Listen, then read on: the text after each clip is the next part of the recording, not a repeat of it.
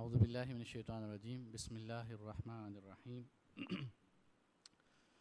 یا ایہا الذین آمنوا اجتنبوا کثیرا من الظن ان بعض الظن اثم ولا تجسسوا ولا یغتب بعضکم بعضا ایحب احدکم ان یأکل لحم اخیہ میتا فکرہتموہ واتقوا اللہ ان اللہ تواب الرحیم صدق اللہ العظیم۔ قرآن کریم کے اندر ایک سورت ہے اور جو مفسرین کے ہاں سورہ اخلاق کے نام سے مشہور ہے، یعنی جس کو سورہ اخلاق کہا جاتا ہے، تو اس کے اندر اللہ تبارک و تعالیٰ نے بنیادی طور پر ان آداب کو بیان فرمایا ہے جن آداب کی بدولت دو چیزیں حاصل ہو سکتی ہیں۔ اگر ہم اپنے معاشرے پہ نگاہ ڈالیں تو اس کے اندر جو ربط ہے باہمی اور جو آپس میں ایک تعلق ہے یا جو آپس میں ایک اتحاد ہے، اتفاق ہے، اس کی دو بنیادی وجوہات ہیں۔ اگر ویسے بھی انسان کی سائیکی پہ دیکھا جائے تو نہ انسان کوشش تو کرتا ہے کہ میں اکیلا رہوں، لیکن وہ اکیلا رہ نہیں سکتا، ان سے نکلا ہے، مانوس ہونا ہے اس نے کسی کے ساتھ۔ اگر وہ کوٹھی بنا لے، محل بنا لے، سب کچھ بنا لے، پھر بھی اس کو نوکر چاہیے، اس کو مانوس کرنے کے لیے، اس کی ضروریات پوری کرنے کے لیے کوئی چاہیے۔ وہ بالکل جنگل میں جا کے کبھی کوٹھی نہیں بنائے گا، اس کو پتہ ہے جنگل میں جاؤں گا تو ایک تو میری ضروریات پوری نہیں ہوں گی، دوسرا جو گہما گہمی ہے، ایک رنگینی ہے جو دنیا کی، وہ مجھے کچھ نظر نہیں آئے گی۔ تو انسان اکیلا بھی رہنا چاہتا ہے، اس کی فطرت کہتی ہے کہ تم اکیلے نہیں رہ سکتے۔ تو اس ربط کو، تعلق کو باقی رکھنے کے لیے اچھے انداز میں اللہ تبارک تعالیٰ نے اور نبی کریم صلی اللہ علیہ وسلم نے جگہ جگہ پر دو چیزوں کی تلقین کی ہے، اور ایک چیز جو ہم اگر مسلمان نہ بھی ہوں تو اس کی ہمارے اندر اس کا احساس ہوتا ہے، وہ اخوت ہے، بھائی چارہ، خیر خواہی، کسی کا ساتھ دینا، یعنی آپس میں ایک بھائیوں والا تعلق۔ اور بھائی بھائی کا کبھی بھی بازو نہیں کاٹے گا، بھائی بھائی کا کبھی بھی بدخواہ نہیں ہوگا، خیر خواہ ہوگا اس کا، یعنی بھائی کہتے ہی اس کو ہیں۔ جو نام کے بھائی ہوتے ہیں وہ تو بھائی ہیں ہی نہیں ہیں اصل میں، ان سے خیر خواہی کی امید رکھنا، تمنا رکھنا، یا ان سے توقع رکھنا، ان سے ایکسپیکٹ کرنا کہ یہ میرے خیر خواہ ہوں گے، میرے جانے کے بعد میرے بچوں کا خیال رکھیں گے، میری بیگم کا خیال رکھیں گے، میری امی ابو کا خیال رکھیں گے، وغیرہ وغیرہ، ان سے کوئی بھی امید نہیں لگائی جا سکتی، کیونکہ وہ کہنے کو بھائی ہیں، حقیقت میں بھائی نہیں۔ تو اسی لیے آپ غور دیکھیں گے تو نبی کریم صلی اللہ علیہ وسلم بخاری کی، مسلم کی، باقی احادیث کے اندر جو احادیث ملتی ہیں تو جگہ جگہ آپ صلی اللہ علیہ وسلم کئی مثال دے رہے ہوتے ہیں، آپ صلی اللہ علیہ وسلم کہ مومن کی مثال ایسی ہے کہ آپ صلی اللہ علیہ وسلم اس طرح شبہ کا اصحابہ، کہ یک جان ہے، یعنی اینٹ کا اینٹ، آپ صلی اللہ علیہ وسلم ایک دیوار کی مثال دیتے ہیں کہ اس کے اندر لگی ہوئی اینٹوں کی طرح مومن ہیں، یعنی وہ آپس میں ایک ہیں، ان کے بغیر وہ امت بن ہی نہیں سکتی، آپس میں اتحاد کے بغیر، اتفاق کے بغیر، بھائی چارے کے بغیر بن نہیں سکتی۔ اور دیکھیں اگر نبی کریم صلی اللہ علیہ وسلم جب ہجرت کر کے مکہ سے مدینے میں آئے تو وہاں پر بھی کچھ لوگوں کے پاس سہولیات تھیں، کچھ مجبور تھے۔ جو مہاجرین تھے وہ سب کچھ چھوڑ کے آگے، وہ اپنے بیوی بچوں کو چھوڑ کے آگے، جو کافر تھے وہ اپنے گھروں کو چھوڑ کے آگے، اپنے کاروبار کو چھوڑ کے آگے، اپنے مال و متاع کو چھوڑ کے آگے، خالی ہاتھ آگے مدینے میں، اب ان کے پاس کچھ بھی نہیں ہے۔ تو یہاں پر یہی جو ایک بنیاد تھی وہ کام آئی۔ آپ صلی اللہ علیہ وسلم احادیث میں جگہ جگہ آتا ہے آخا بین فلاں و بین فلاں، کہ آپ صلی اللہ علیہ وسلم مواخات کا معاملہ کیا دو صحابہ کے درمیان میں، فلاں صحابی کے درمیان اور فلاں صحابی کے درمیان۔ اس کی بنیاد کیا تھی کہ یہاں پر جو ایک معاشرہ قائم ہونے جا رہا ہے، اس معاشرے کی جو بنیاد ہے وہ بنیاد مواخات پر ہے، بھائی چارے پر ہے۔ اگر یہ بھائی چارہ نکال دیں ان کے اندر سے، اور وہی جو آج کا دور ہے، مٹیریلزم ہے، مٹیریلسٹک اپروچ ہے، ہر بندہ یہ چاہتا ہے مجھے ملے گا کا، مجھے کتنے پیسے ملیں گے، مجھے کتنے کا نفع ہوگا، یعنی تیمارداری کرنے جائے گا پھر بھی سوچے گا یار اس کی تیمارداری تو کرنے آ گیا ہوں، اس کے جو ہے ابو کی تعزیت کرنے آ گیا ہوں، کل کو یہ آئے گا کچھ نہ کچھ تو لے کے ہی آئے گا۔ اس کی بیٹی کے فنکشن پہ میں آیا ہوں، چلو اس نے مجھے کہا ہے جو مومن کی دعوت پہ لبیک کہنا چاہیے، ذہن میں یہ نہیں چل رہا کہ مومن کی دعوت پہ لبیک کہوں گا تو مجھے ثواب ملے گا، اس کا دل خوش ہو جائے گا، نہیں، دماغ میں یہ ہے کہ یہ امیر آدمی ہے، آج اس کی بیٹی پہ آئیں، کل یہ میرے بچوں کی شادی پہ آئے گا اور کچھ لے کے ہی آئے گا، یعنی دماغ میں یہ چل رہا ہوتا ہے۔ اور ادھر دیکھیں اگر بھائی چارے کو نکال دیں تو یہ صورتیں نظر آئیں گی جو آج نظر آ رہی ہیں جگہ جگہ۔ گھروں میں ٹوٹ، میاں بیوی کے درمیان میں جو ایک تعلق ہونا چاہیے وہ نہیں ہے، بھائی بھائی کے درمیان میں جو تعلق ہونا چاہیے وہ نہیں ہے، ماں بیٹے کے درمیان میں جو تعلق ہونا چاہیے وہ نہیں ہے، باپ بیٹے کے درمیان میں جو تعلق حقیقت میں نبی کریم صلی اللہ علیہ وسلم نے قائم فرمایا اور جس کی بنیادیں نبی کریم صلی اللہ علیہ وسلم نے رکھی وہ نہیں ہے۔ اس کی ایک ہی بنیاد ہے جس کو ہم مواخات کہہ سکتے ہیں، بھائی چارہ کہہ سکتے ہیں، آپس کی خیر خواہی ہے۔ اور اسی کو نبی کریم صلی اللہ علیہ وسلم نے دوسرے لفظوں میں فرمایا الدین النصیحہ، کہ دین سارے کا سارا خیر خواہی ہے۔ تو دوسری جو بنیاد ہے، یعنی یہ خیر خواہی آئے گی کیسے، اس بنیاد کی بھی بنیاد وہ ہے تقویٰ۔ اگر تقوی نہیں ہوگا، اللہ کا ڈر نہیں ہوگا، اللہ کا خوف نہیں ہوگا، اللہ کا تعلق نہیں ہوگا۔ تقوی کی دو بنیادیں ہیں، 2-4 ہفتے پہلے، 1.5-2 مہینہ پہلے غالباً آپ لوگوں کے سامنے بات ہوئی بھی تھی کہ اس کی 2 بنیادیں ہیں کہ اچھائی کو اپنانا، برائی سے بچنا۔ تو کسی کے لیے اچھا چاہنا، کسی کے لیے برا نہ چاہنا، اپنے لیے اچھا چاہنا، اپنے لیے برا نہ چاہنا، دوسرے کے لیے بھی اچھا چاہنا، اس کے لیے برا نہ چاہنا، یہ بنیاد ہے تقوی کی۔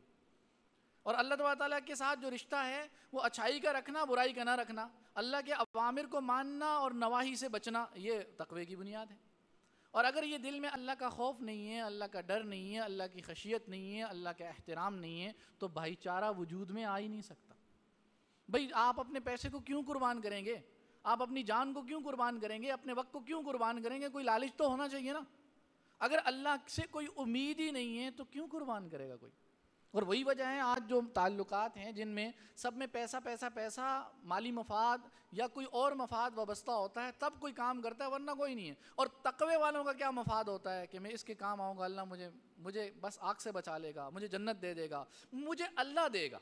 یعنی امیدیں کس سے ہیں؟ اللہ سے ہیں۔ تمنائیں کس سے ہیں؟ توقعات کس سے ہیں؟ اللہ سے ہیں۔ تو یہ تقوی بنیاد بناتا ہے بھائی چارے کی، اور یہ بھائی چارہ مسلمانوں کے درمیان میں جوڑ پیدا کرتا ہے۔ اور اگر اس تقوی کو ختم کر دیں تو بھائی چارہ بھی ختم ہو جائے گا، اور جب بھائی چارہ بھی ختم ہو جائے گا تو نتیجہ وہی نکلے گا جو آپ کے سامنے آج کا معاشرہ ہے۔ پہلے ایسے ہوتا تھا، ابھی ایک جگہ پہ کہیں کوئی کرایہ دار بھی شفٹ ہوتا تھا، اور میں نے خود اپنی آنکھوں سے دیکھا ہمارے ادھر اوپر بالا کوٹ کے ایریے میں، جب کوئی کرایہ دار بھی آیا نا تو پڑوسی اس کی دعوت کرتے تھے کہ نئے کرایہ دار آئے ہیں تو ان کی دعوت کرنی چاہیے۔ اور آج کرایہ دار آنے والے اور پڑوس والے کو پتہ نہیں ہوتا کون آیا اور کون گیا، کوئی فکر ہی نہیں، کوئی غم کیوں نہیں ہے کہ وہ معیار، وہ سٹینڈرڈز بدل گئے، سب کچھ بدل گیا۔ اس کی بنیاد یہ 2 چیزیں۔ اور اس صورت کے اندر آپ دیکھیں، یہ سورہ حجرات ہے، یہ مدینہ کے اندر اتری ہے، اور اس صورت کے اندر 18 آیات ہیں۔ یہ جو مکی مدنی کا کانسیپٹ ہے نا، یہ بنیادی طور پہ لوگ تو یہ سمجھتے ہیں کہ جو مدینہ میں اتر گئیں وہ مدنی ہے، جو مکہ میں اتر گئیں مکی ہیں، اس کا مطلب تو بنیادی طور پر جو مدینے کا دور تھا، چاہے آپ مکہ میں تھے یا مدینہ میں تھے، اس میں جو صورتیں اتری ہیں وہ مدنی ہیں، اور جو مکہ کے دور میں اتری ہیں چاہے آپ کہیں بھی تھے، اس کو مکی صورتیں کہتے ہیں۔ یہ مکی مدنی کا شروع میں لکھا کیوں جاتا ہے؟ اس لیے لکھا جاتا ہے کہ مدنی جو دور تھا اس کے بیک گراؤنڈ، اس کا پس منظر، اس وقت کے حالات الگ تھے، اور جو مکی دور تھا اس کا بیک گراؤنڈ، اس کا پس منظر، اس کے حالات الگ تھے۔ تو یہ ایک معاشرہ قائم ہو چکا تھا، اور اس معاشرے کی بنیادوں کے بارے میں اس کو ڈسکس کیا جا رہا ہے، یہ مدنی دور کی صورت ہے۔ تو اس کے اندر جو بنیادی طور پہ اللہ تعالیٰ نے آپ صلی اللہ علیہ وسلم سے کیسے آداب رکھنے ہیں، کیسا تعلق رکھنا ہے، اللہ سے کیسے آداب ہیں، ان آداب کو ڈسکس کیا ہے۔ پھر جو اچھے اخلاق ہیں ان کو بھی ڈسکس کیا ہے، جو برے اخلاق ہیں ان کو بھی ڈسکس کیا ہے۔ ان کو بیان کرنے کے بعد ان برے اخلاق کی بنیاد ذکر کی ہے، اور اس بنیاد کے 3 مدارج ہیں، 3 درجے ہیں۔ تو آج کا جو ہماری بات ہے سورہ حجرات کی آیت نمبر 12، جس کو میں نے آپ کے سامنے تلاوت کی، اگر آپ اس کو غور کریں تو اس میں 3 چیزوں کو اللہ تبارک تعالیٰ نے بیان فرمایا۔ پہلی چیز اللہ تبارک تعالیٰ نے فرمایا ہے اجتنبوا کثیرا من الظن، کہ تم بہت سارے گمانوں سے بچو، گمان کرنا کسی کے بارے میں۔ اچھا گمان کیا ہوتا ہے؟ یقین نہیں ہوتا، غالب گمان نہیں ہوتا۔ یعنی مجھے نے کوئی دیکھا پانی رکھا ہوا میرے سامنے، مجھے یقین ہے پانی رکھا ہوا ہے، لیکن ایسے ہی مجھے آیا یہاں پہ تھوڑا سا پانی لگا ہوا تھا یا کچھ بھی، تو ایسے مجھے آیا یہاں کسی نے کو تھوڑی سی اسمیل آ رہی تھی، تو اس ہنٹس کی وجہ سے میرے دماغ میں ایک سوچ آئے گی، جس سوچ کے بارے میں فیصلہ کر کے میں اگلے کو بتا نہیں سکتا کہ کوئی چیز ہے، میں اس کی بنیاد پر کوئی فیصلہ نہیں لے سکتا، لیکن میرے دماغ میں سوچ آ گئی، یہ گمان ہے۔ اب اس گمان کی بنیاد پر اگلی سٹیج ہوتی ہے کہ میں نے دیکھا یہاں کچھ لگا ہوا ہے، تو میں نے اگلی سٹیج شروع کر دی، تجسس شروع کر دی، یہ کیا ہے، کیا ہو سکتا ہے اس میں، یا کوئی خراب چیز نہیں ہے، اسمیل آ رہی ہے، مجھے لگا کہ تھوڑا سا میرا گمان ادھر گیا کہ پیٹرول کی اسمیل ہو سکتی ہے، اچھا پیٹرول ہے یا شراب کی اسمیل ہو سکتی ہے، کسی چیز کی بھی اسمیل ہو سکتی ہے، تو میرے دماغ نے کہیں ہنٹس دیے کہ یہ بھی ہو سکتا ہے، یہ بھی ہو سکتا ہے۔ اب وہ بہت سارا کچھ ہو سکتا ہے۔ اس کی عملی زندگی میں مثال دیں، آپ آفس جا رہے تھے، آپ بس اسٹینڈ پہ کھڑے ہوئے ہیں اور آپ فون میں محو ہیں، لگے ہوئے ہیں، کسی اپنے آفس والے بندے سے بات کریں، بھائی دیر ہوگی ہے، 15 منٹ لیٹ آؤں گا، میٹنگ تھوڑی لیٹ سٹارٹ کرنا، اور یہ کام کرنا، وہ کرنا، وہ سارے آپ فون پہ لگے ہوئے، محو آگے سے کہہ رہے ہیں نہیں آپ کو 15 منٹ پہلے نکلنا چاہیے تھا، پہلے پہنچنا چاہیے تھا۔ اچھا آپ مدہوش ہیں، اور ساتھ میں آپ کے بس اسٹینڈ پر ایک عورت میک اپ کیے ہوئے خوبصورت آ کے نقاب نہیں کیا ہوا کھڑی ہوگی، اسی اثناء میں آپ کی بیگم صاحبہ ٹیکسی، آپ کی گاڑی اس کے پاس دی نہیں، اس نے کہا چلو آج گاڑی میں یوز کروں گی، وہ گاڑی میں گزری، اور آپ کو ایک عورت کے ساتھ کھڑے دیکھا، کیا خیال آیا ہوگا اس کو؟ بس گھر جب پہنچنے کی دیر نہیں ہے، ادھر سے نکلتے ہی میسج آیا کہاں ہیں آپ؟ بس اسٹینڈ پہ کھڑا ہوں. اچھا خیر ہے، کہاں جا رہے ہیں؟ کس کے ساتھ جا رہے ہیں؟ کیا ہو رہا ہے؟ میٹنگ اٹینڈ کرنے جانا. ہاں مجھے پتہ ہے کون سی میٹنگ اٹینڈ کرنے جا رہے ہیں آپ. شروع ہو گیا. اب یہ ایک گمان تھا جس گمان کی بنیاد پر اس نے تجسس شروع کر دیا. شام میں جب واپس آئے فون بند کر دیا، کچھ نہیں کہا. انہوں نے کہا ٹھیک ہے، روٹین کی چیزیں پوچھتی رہتی ہیں، پوچھتی ہوں گی. شام میں آئے، موبائل رکھا، موبائل اسکرولنگ شروع کر دیا. کیا ہوا؟ اس کے اندر چیک کیا، نام چیک کیے، واٹس ایپ میں چیک کیا، فیس بک پہ چیک کیا، سب جگہ پہ چیک کیا. اور جو میچ کھا رہی ہو نا اس کے پکچر، اس کے بارے میں دیکھا کوئی میچ تو نہیں کھا رہی پکچر. لگ گیا تجسس. اور اللہ کی شان کسی کولیگ کا نمبر آیا ہوا تھا اس میں، اور اس کا میسج کوئی آیا ہوگا، ہاں یہ ہے، پکڑے گیا. لگ گئی تجسس. اچھا پھر تجسس کے بعد کیا ہوا؟ اب اس کے بعد اس کو کچھ نہیں کہا شوہر کو کہ تم نے کیا کیا یا تم کیا کر رہے ہو. اگلی سٹیج پر، اگلے مرحلے میں جا کے اپنی ساس کے پاس بیٹھے. آج آپ سے بہت اہم بات کرنی ہے. اب کیا بات کرنی ہے بیٹا؟ وہاں بس آپ نہ پوچھیں کہ کیا بات کرنی ہے. آپ کو پتہ ہے آپ کے بیٹوں کے کرتوت کا، آپ کے بیٹے کیا کیا گل کھلاتا ہے. اور اگر اس نے وہاں سے پکچر بھی لے لی ہو موبائل میں تو وہ سونے پہ سہاگا ہے. جاتے جاتے گاڑی میں پکچر بھی لے لی، ساتھ میں وہ لڑکی کھڑی ہے، وہ کھڑا ہے. دیکھیں اپنے بیٹے کے کرتوت، اور دیکھیں یہ میسج اپنے بیٹے کے، یہ کس کو میسج کر رہا ہوتا ہے. آج میں نے صبح بس اسٹینڈ پہ اس لڑکی کے ساتھ جاتے ہوئے دیکھا ہے میں نے. یہ آپ کے بیٹے کے کرتوت ہے. اب بیٹے بیچارے کو پتہ ہی کوئی نہیں. اب یہ 3 درجے ہیں جن کی بنیاد پر معاشرے میں تقوی بھی ختم ہو جاتا ہے، بھائی چارہ بھی ختم ہو جاتا ہے. یعنی جو بنیادیں ہیں اس کو اللہ تعالیٰ نے نصائحت میں مینشن کہ اجتنبوا کثیرا من الظن فإن بعض الظن اسم. کچھ گمان ایسے ہوتے ہیں جو برائی تک لے جاتے ہیں، اور نتیجہ کیا ہوتا ہے؟ برا معاشرہ قائم ہونا شروع ہو جاتا ہے، بری صورتحال پیدا ہونا شروع ہو جاتے ہیں، برے ڈیسیجن لینا شروع کر دیتا ہے، برے کردار ہو جاتے ہیں، برے اعمال ہو جاتے ہیں، بہت کچھ برا ہونے لگتا ہے. اور پھر آگے ولا تجسسوا، تجسس بھی نہ کرو. یہ اگلی سٹیج ہے اس کی. اور پھر اگلے نمبر پر فرمایا لا یغتب بعضکم بعضا، تم میں سے بعض کی غیبت نہ کرے. یہ 3 درجے ہیں، اور انہی 3 درجوں کا اگر آخر میں اللہ پاک فرمایا تقوی اختیار کرو. جب تم تقوی اختیار کرو گے تو یہ سب ختم ہو جائے گا. مثال لے لیں، تقوی ہوگا تو اسی واقعے کو ہم الٹا کرتے ہیں. تقوی ہے، اللہ کا ڈر ہے، اچھا گمان ہے. حدیث میں آتا ہے ظنوا بالمؤمنین خیرا، کہ تم مومن کے بارے میں خیر ہی گمان کرو. تو جب اس نے گاڑی وہیں روکی اور غور کر کے دیکھا، تھوڑی دیر دیکھا، اس نے کہا نہیں یہ ایسا نہیں ہو سکتا، کیونکہ وہ اپنے جا رہی ہے، وہ اپنے فون پہ لگے ہوئے ہیں. اگر آپس میں ہوتے تو یہ فون پہ تو نہیں لگے ہوتے، اس کی چاپلوسی کر رہے ہوتے، یہ کر رہے ہوتے. یہ اچھا گمان پیدا کرنے والی بات ہے. اور یہیں پر وہ بنیاد ختم ہو جاتی. نہ وہ موبائل چیک کرتی، نہ وہ اس کولیگ کا نمبر ملتا، نہ امی کے سامنے بدگمانی اور غیبت کرتی، نہ اس کے نتیجے میں آگے اور جھگڑے پیدا ہوتے. اب اسی کیس کو آگے لے چلیں. امی بھی شام میں آئی ہوئی ہیں اور منہ چڑھایا ہوا ہے، اور وہ غسل کر کے باہر نکلا، فریش ہو کے باہر نکلا. میں نے کہا ہاں بیٹا کیا چل رہا ہے آج کل، کہاں جاتے ہو، کدھر جاتے ہو؟ امی میٹنگ کر کے آئے ہیں، بہت تھکا ہوں آج، بہت دماغ کھایا ہے میٹنگ والوں نے. ہاں پتہ ہے مجھے کس نے دماغ کھایا ہے آپ کا. ہاں امی کیا ہو گیا آپ کو؟ ہاں آپ کے دماغ کھانے والے بہت سارے پیدا ہو گئے ہیں آپ کے ماشاءاللہ. کیا ایک کافی نہیں تھی تمہیں؟ ابھی آگے چلے گا سلسلہ. امی بھی بدگمان، وہ خود بھی بدگمان، اور وہ پھر اپنی امی کو بھی کال کریں گی کہ اب میں اس جیسے بندے کے ساتھ کیسے رہ سکتی ہوں.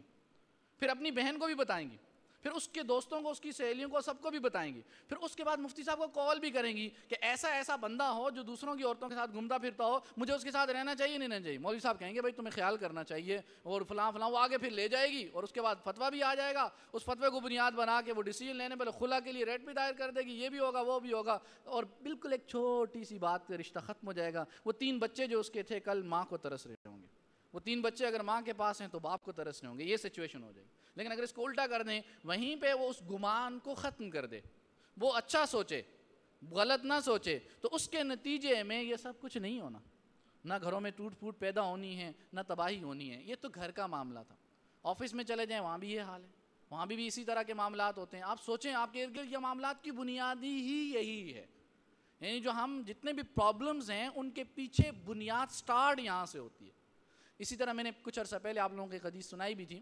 احادیث کا وہی سبق ہیں، وہ ہم نے تذکرہ کرنا ہے، یاد کرنے ہیں، ہماری زندگی میں آ جائیں، عمل میں آ جائیں، ہم ان پہ عمل کرنے والے بن جائیں. وہ صفیہ رضی اللہ تعالیٰ عنہ کی حدیث کہ آپ اعتکاف میں تھے، وہ آئیں آپ کے پاس اور نکلنے لگی، اور دروازے تک آپ صلی اللہ علیہ وسلم چھوڑنے کے لیے گئے تو آپ صلی اللہ علیہ وسلم نے 2 صحابہ کو دیکھا جا رہے تھے، تو آپ نے فرمایا علی رسلکما، رکو کہ یہ میرے ساتھ میری بیگم صفیہ ہیں. تو یہ کلیریفیکیشن دینے کی ضرورت کیا تھی آپ کو؟ حالانکہ ادھر نبی ہیں، نبی کے بارے میں برا صحابہ کوئی برا گمان کر سکتے ہیں؟ انہوں نے کہا سبحان اللہ.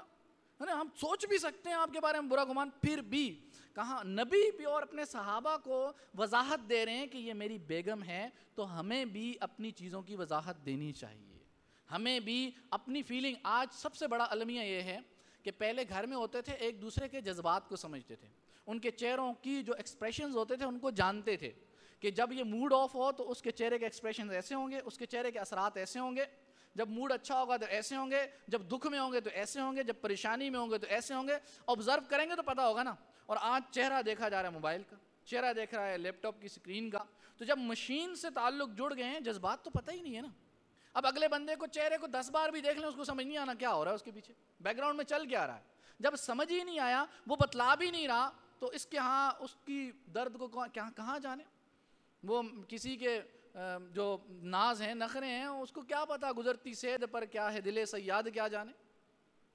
یعنی وہ شکاری پر کیا گزری ہے شکاری کو کیا پتا، اس پر کیا گزری اس نے کبھی پوچھا ہی نہیں، کبھی بیٹھا ہی نہیں اس کے ساتھ، کبھی اس کی فیلنگ کو محسوس ہی نہیں کیا، اس کے درد کو اس کے جوتے میں کبھی پاؤں رکھا ہی نہیں ہے اس نے، اس کے ماحول میں جا کے اس نے دیکھا ہی نہیں ہے. اس کو کیا پتا کہ باپ کن مصیبتوں سے گزر رہا ہے، بس وہ موبائل دیکھنا ہے، اسکرین دیکھنی ہے. تو جب مشین سے تعلق جڑ جاتے ہیں تو فیلنگ لیس ہو جاتے ہیں، فیلنگ ختم ہو جاتی ہیں، جذبات ختم ہو جاتے ہیں. جب جذبات ختم ہو جاتے ہیں پھر جذبات بتلانے پڑتے ہیں، جذبات کی آگاہی دینی پڑتی ہے، اگلے بندے کو بتلانا پڑتا ہے. یہی وجہ ہے. ابھی حال ہی میں ایک کیس میرے پاس آیا، ایک عورت نے کال کی مجھے، اس طرح میرے جھگڑا ہوا ہے، درانی جٹھانی کے جو جھگڑے ہوتے ہیں آپس میں، اس کی وجہ سے آپس میں بھائی لڑے، تو میں گھر چھوڑ کے جا رہی ہوں، مفتی صاحب آپ بتائیں مجھے چھوڑ کے جانا چاہیے نہیں چھوڑنے جانا چاہیے. اب یہ سب سے بڑی غلطی، وہ جھگڑے ہو گئے کس وجہ سے وہ تو بتا دیا، اگلی سٹیج میں جا کے میں گھر چھوڑ کے جا رہی ہوں. بھائی گھر کس کا ہے؟ تمہارا ہے. اپنا گھر چھوڑ کے بھلا کوئی جاتا ہے کیا؟ اب جب وہ گھر چھوڑ کے چلی جاتی ہیں، عام طور پہ ہماری بیٹیاں ہماری بہنیں جب گھر چھوڑ کے جا چکی اپنے گھر چلی گئیں تو پیچھے میدان خالی ہے. اب وہ جو چیز اچھے گمان کی وجہ بن سکتی تھی تو برے گمان کی چھوٹی چھوٹی وجہ بھی لوگ تلاش کریں گے. ساس بھی تلاش کرے گی، شوہر بھی تلاش کرے گا، وہ نند بھی تلاش کرے گی، اس کا جیٹ بھی تلاش کرے گا، دیور بھی تلاش کرے گا. سب وہ اس کے اندر برائی کی وجوہات کو گمان کی بنیاد پر تلاش کر کے ایک پہاڑ کھڑا کر دیں گے. یہ ایسی عورت ہے. لیکن اگر وہ میدان چھوڑ کے نہ جائے، اسے کہ تم لوگ نکلو، یہ گھر تو میرا ہے، تم مجھے بیاہ کے لائے ہو، گھر تو میرا ہے. جب وہیں رہے، آبزرو کرے، تو بہت ساری غلط فہمیاں پیدا ہی نہیں ہوں گی، سرے سے ختم ہو جائیں گی. لیکن وہ ادھر جائے گی، ادھر سے ہوں گی، اچھا ادھر نہیں ہوں گی ادھر بھی ہوں گی. ادھر اس کی ماں کہے گی ہاں میں نے تم پہلے کہا تھا، ایک دفعہ یہ ہوا تھا، پھر ایک دفعہ یہ ہوا تھا، پھر اس کے باپ بھی آ کے مسالہ لگائے گا، بھائی بھی مسالہ لگائے گا، چھوٹی بہن بھی مسالہ، ہاں میرے ساتھ بھی ایسا کرتے ہیں لیکن ایسا ہوا نہیں کبھی، لیکن ہو سکتا ہے. اب یہ گمان بڑھتے بڑھتے بڑھتے بڑھتے پھر تجسس شروع ہو گیا. تجسس کے بعد پھر غیبت شروع ہوگی، اور غیبت کے نتیجے میں برائیاں ہونے لگی، دل میں قدورت آ گئی، دل میں وہی اچھا بندہ برا بننا شروع ہو گیا. اب وہ جب برا ہو گیا اس کے ساتھ کیسے گزارا ہوگا؟ ممکن ہی نہیں ہے. اس شوہر کے دل میں وہ بری ہوگی، اس بیوی کے دل میں وہ برا ہو گیا، تو اب کیسے گزارا ہو گیا؟ اس بھائی کے دل میں یہ بھائی برا ہو گیا، اس بھائی کے دل میں یہ بھائی برا ہو گیا، تو آپس میں گزارا کیسے ہوگا؟ وہ ایک دوسرے کا چہرہ دیکھنا پسند نہیں کریں گے. باپ کے دل میں بیٹا برا ہو گیا، بیٹے کے دل میں باپ برا ہو گیا، تو کیسے گزارا ہوگا؟ اب دل میں ہے ہی وہ برا، دل میں اس کو اس نے شیطان سمجھا ہوا ہے، دل میں اس کو متنفر کیا ہوا ہے، دل میں وہ دشمن ہے، اس کا وہ عداوت ہے، اس کے درمیان میں یہ رشتہ بن چکا ہے. دل میں گمان کی بنیاد پر، غیبت کی بنیاد پر، ان تینوں چیزوں کی بنیاد پر ایک رشتہ بنا دیا اس نے، اس کے ساتھ بغض کا، عناد کا، دشمنی کا. اب اس کی بنیاد پر کیا اس کی اچھی بات بھی اچھی لگے گی، بری لگے گی اس کو.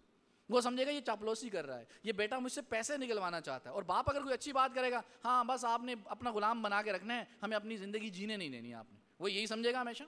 کیونکہ اس کے دل میں اس کے دوستوں نے باپ کی پکچر ہی اور بنائی ہے، اور اس کے دل میں اس کو باتیں جو بتائی ہیں دوستوں نے، وہ باپ کوئی اور بلا ہے. یہ باپ تو ہے ہی نہیں ہے، یہ باپ تو بس ایک ڈکٹیٹرشپ اس کے پاس ہے، وہ بس ڈنڈا لے کے کھڑا ہوا ہے، مارنا چاہتا ہے، وہ زندگی جینا نہیں چاہتا، آزاد نہیں رہنا چاہتا، اپنی زندگی نہیں جینا چاہتا، بس غلام بنا کے رکھنا چاہتا ہے، پیسے کی مشین بنانا چاہتا ہے. یہ اس کے دماغ میں بن گیا. اس کے نتیجے میں پھوٹ پڑ گئی. پھر تقویٰ بھی نہیں ہے، اخوت بھی نہیں ہے، بھائی چارہ بھی نہیں ہے، قربانی بھی نہیں ہے، ایثار بھی نہیں ہے، دوسروں کے جذبوں کو معلوم کرنے کی وہ کوشش ہی نہیں کی جاتی. وہ باپ کے پاس بیٹھ کر دن بھر کی سٹوریاں کون سنے گا، کہانیاں کون سنے گا؟ کیونکہ موبائل سے جان چھوٹے گی تو کہانیاں سنیں گے. اور پھر باپ بیچارہ آ کے شام میں اگر کوئی کوڑی کسیری کہہ دیتا ہے، وہ پیچھے تنگ ہو کے آیا ہے، اچھا خاصا لے دے کر کے آیا ہے، اب وہ اس کے لہجے میں تھوڑی ترشی آ جائے تو ایک دم کہتے ہیں دیکھا پہلے ہی کہتا تھا امی ابو میرے مجھ سے نہیں چھوٹے بھائی سے محبت کرتے ہیں، چھوٹا بھائی ہے اس کا، بھائی چھوٹا بھائی ان کا چہیتا ہے، میں تو ہوں ہی نہیں ان کا. ارے پوچھو تو صحیح آپ کے لہجے میں ترشی آئی کیوں ہے، آپ ایسا کر کیوں رہے ہیں مجھ سے؟ وہ وضاحت دے دیں گے آپ کو. اور بیٹے کا معاملہ یہی ہے، سب رشتوں میں یہ ہو رہا ہے. اور رشتوں سے ہٹ کے آگے معاملات میں جائیں تو پچھلے جمعے جو میں نے کہا تھا کہ عہدے امانت ہیں، اس میں بھی دیکھیں تو یہی ہو رہا ہے. ادھر پوسٹ آ گئی، اچھا جب ووٹ لینے جائیں گے تو پہلے دوسرے کی غیبتیں کریں گے، پہلے دوسرے کی برائیاں کریں گے، ہیں یا نہیں کریں گے اچھی خاصی. اس نے یہ بھی نہیں کیا، اس نے یہ بھی نہیں کیا، بڑی لمبی لمبی پوسٹیں آئیں گی. یہ بھی کالم نگار لکھے گا، وہ کالم نگار بھی لکھے گا، یہ بھی پوسٹ بنائے گا، یہ بھی بنائے گا، یہ بھی ایڈ بنائے گا، وہ بھی ایڈ بنائے گا، اس کی برائیاں کر کر کر کر کے پھر بتائیں گے ہم ہماری اچھائیاں یہ ہیں، یعنی ہم اچھے ہیں وہ برے ہیں. اس کے نتیجے میں جو وہی پوسٹیں پڑھتا رہے گا وہ کہے گا یہ برے ہیں. اور دوسری سائڈ پہ دیکھو تو وہ اپنی پوسٹیں شیئر ہو رہی ہوں گی، وہ اس کو اچھا کر کے فرشتہ کر کے دکھائیں گے اور دوسرے کو دکھائیں گے یہ شیطان ہے اور یہ فرشتہ ہے. اب حقیقت میں وہ ساری باتیں گمان پر اور وہم پر اور ایک بنیادی سوچ ہے اس پر مبنی ہوتی ہیں، اور کبھی بھی تحقیق کی ہی نہیں ہوتی انہوں نے. کبھی ہم میں سے کسی پوسٹ کی جو فگر انہوں نے لکھے ہوتے ہیں کسی نے جا کے ڈپارٹمنٹ میں تحقیق کی ہے نہیں، انہیں تحقیق کرنے کی زحمت کرتے ہیں اور اس کا نتیجہ کیا نکلتا ہے، اس کو فارورڈ کر دیتے ہیں. جب فارورڈ کرتے ہیں وہ بھی تحقیق نہیں کرتا، وہ بھی فارورڈ کرتا ہے، وہ بھی فارورڈ کرتا ہے. رزلٹ کیا نکلتا ہے؟ اسی صورت میں اللہ تبارک نے فرمایا کہ اذا جاءکم فاسق بنبأ، کہ جب تمہارے پاس کوئی فاسق خبر لے کے آئے، جس کو سنت کی پرواہ نہیں ہے، اللہ کے احکامات کی پرواہ نہیں ہے، وہ فاسق ہے. وہ جب خبر لے کے آئے، یہ کالم نگار خبر لے کے آتے ہیں، یہ اینکر خبر لے کے آتے ہیں، یہ ڈسکشن شروع کرتے ہیں، یہ تجزیہ شروع کرتے ہیں، وہ لے کے آتے ہیں، فتبینوا، تحقیق کرو بھائی، ریالٹی تک پہنچنے کی کوشش کرو، اس سے پہلے شیئر نہیں کرو. اگر اس سے پہلے اس کو آگے شیئر کرو گے، اس سے پہلے آگے فارورڈ کرو گے تو تم بھی جھوٹوں میں سے ایک جھوٹے ہو.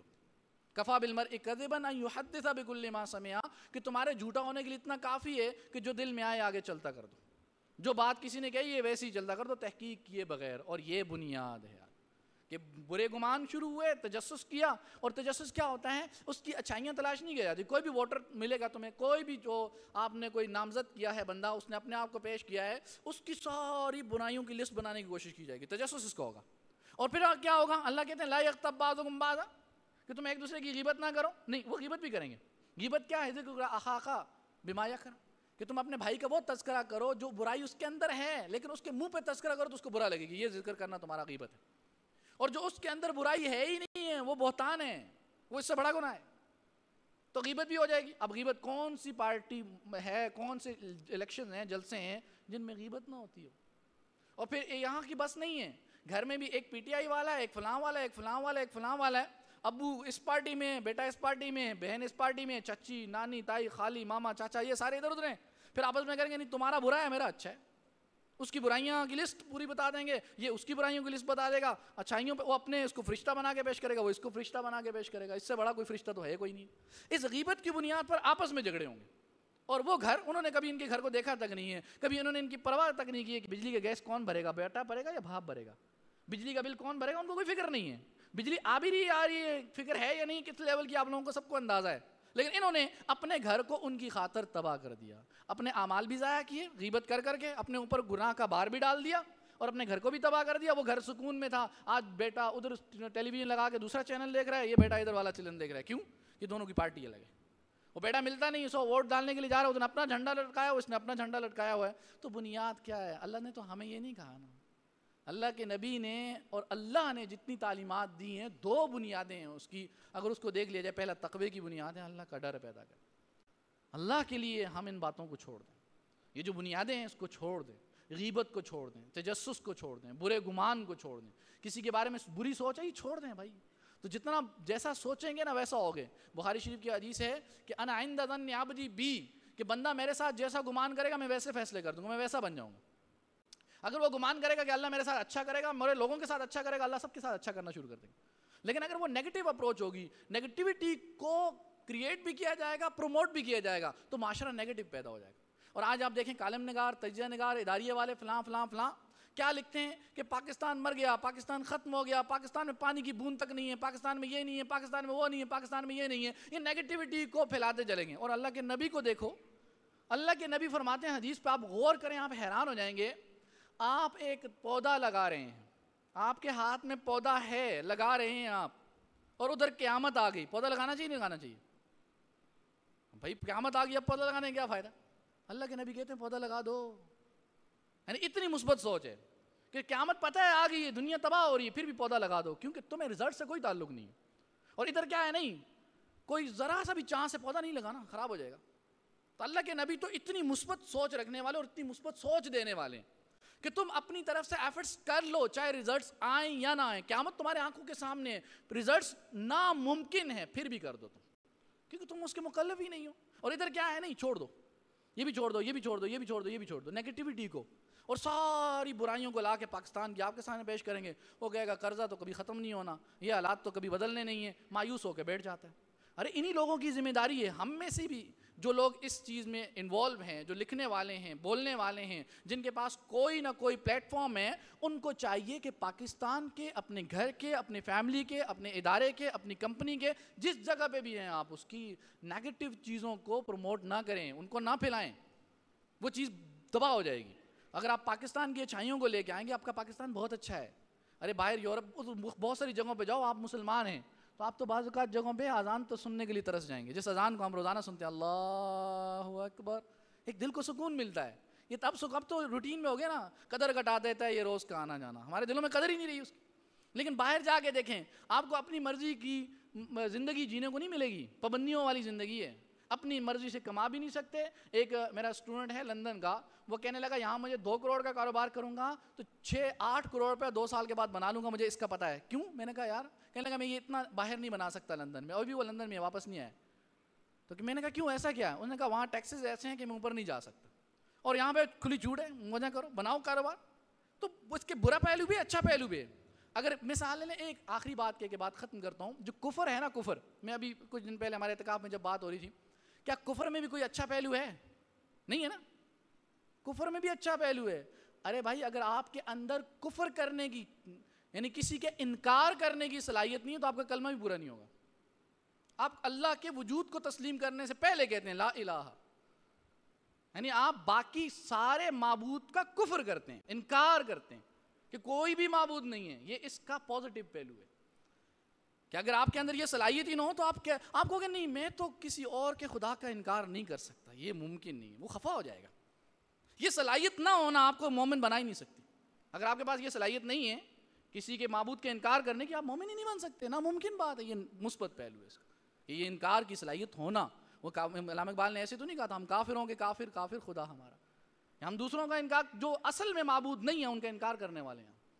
تو اس لیے ہر چیز کے اندر مثبت پہلو بھی ہیں، اس کو دیکھا جائے، اس کو پروموٹ کیا جائے. تو آج کی پوری بات کا خلاصہ بنیادی طور پہ 5 چیزیں ہیں. 3 چیزیں اس کو توڑنے والی ہیں اور 2 چیزیں بنیاد کو کھڑا کرنے والی. 2 بنیادیں ہیں تقوی اور اخوت. تقوی کو اپنائیں، اخوت خود آ جائے گی.